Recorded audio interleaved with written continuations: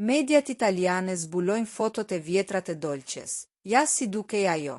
Hyrja shpërthyese e banores shqiptare Dolce në shtëpinë e Grande Fratello ka bërë që ajo të bëhet menjëherë qendra e vëmendjes së medias italiane, e cila ka nisur të gërmojë në të shkuarën e saj. Ndryshimi krejtësisht i pamjes. E mësuar me lukun bjond dhe me flokë të shkurtra, publiku shqiptar dhe italian janë shokuar nga imazhet e vjetra të publikuara nga mediat atje. Në këto foto, Dolce shfaqet krejtësisht e panjohur, me flokë të gjata dhe të zeza.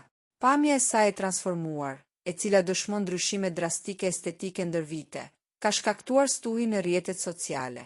Ky zbulim ka shtuar edhe më shumë interesin ndaj Dolces, e cila tani po komentohet jo vetëm për dinamikat e lojës, por edhe për jetën e saj private dhe historinë e pamjes.